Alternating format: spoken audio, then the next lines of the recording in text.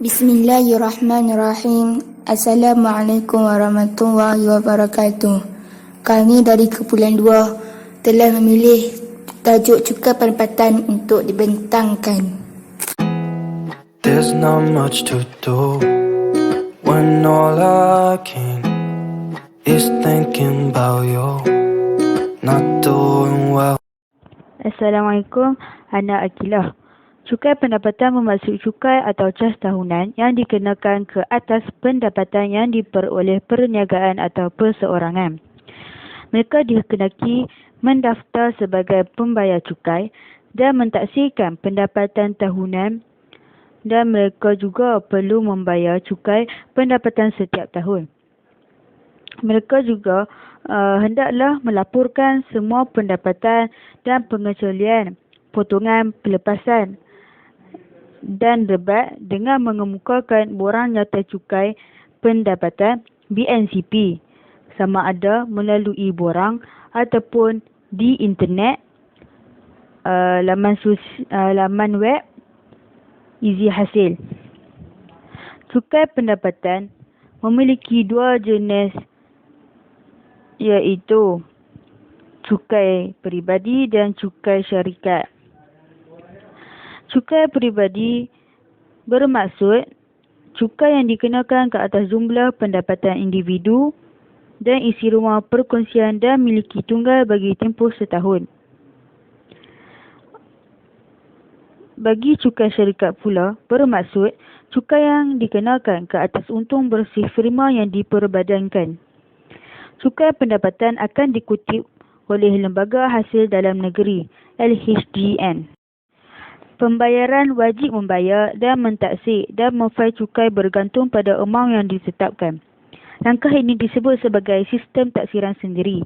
Sistem taksiran sendiri memiliki 3 langkah. Langkah yang pertama, taksir sendiri, yang perlu mengira cukai pendapatan secara sendiri. Taksiran dilakukan untuk tahun sebelumnya. Misalnya, taksiran pada tahun 2020 dilakukan pada tahun 2021. Tarikh penghantaran borang taksiran borang nyata cukai pendapatan bagi individu yang tidak berniaga perlulah menghantar borang BE, yang bermaksud borang individu penduduk tetap di Malaysia dan mempunyai pendapatan selain daripada perniagaan pada tarikh 30 April. Manakala bagi individu yang berniaga pula perlulah menghantar borang B, yang bermaksud borang individu dengan pendapatan perniagaan secara tunggal atau perkongsian pada tarikh 30 Jun. Bagi langkah yang kedua pula, simpan rekod semua dokumen seperti borang-borang atau resit-resit asal perlu disimpan selama 7 tahun dan perlu mengemukakan borang nyata cukai pendapatan ke Lembaga Hasil Dalam Negeri, dan untuk pembayaran baki cukai yang terkurang bayarannya, dan boleh menuntut bayaran yang terlebih bayarannya. Bagi langkah yang ketiga pula, bayar. Pembayaran dibuat secara bulanan kepada Lembaga Hasil Dalam Negeri melalui PCB, yang bermaksud potongan cukai bulanan. Bagi pembayar cukai yang mempunyai pendapatan penggajian perlu membayar secara bulanan, manakala bagi pembayar cukai yang mempunyai pendapatan perniagaan perlu membayar secara insurans. Ana Adibah. Kesalahan pengelakan cukai bagi Akta Cukai Pendapatan 1967. Kesalahan pertama, tidak memaklumkan layak dikenakan cukai. Kesalahan ini boleh didenda sebanyak RM200 hingga RM20,000 atau dipenjara tidak melebihi 6 bulan atau kedua-duanya. Kesalahan ini di bawah perundangan Akta 53 Seksyen 112/1. Kesalahan kedua, tidak melaporkan pendapatan sebenar di dalam BNCP. BNCP ialah borang nyata cukai pendapatan.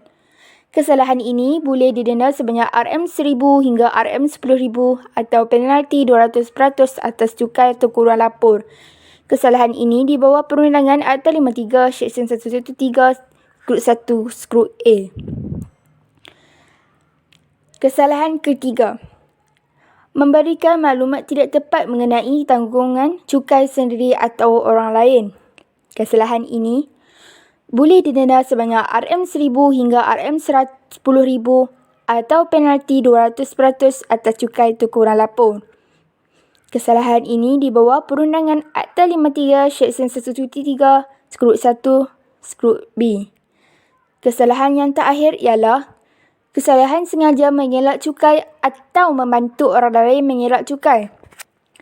Kesalahan ini boleh didenda sebanyak RM1000 hingga RM20,000 atau dipenjara tidak melebihi 3 tahun atau kedua-duanya atau penalti 300% atas cukai atau kurang lapor.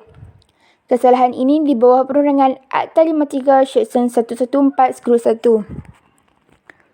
Apakah kesan pengelakan cukai pada negara kita? Negara akan mengalami ekonomi yang tidak stabil. Selain itu, pembangunan negara tidak dapat disalurkan.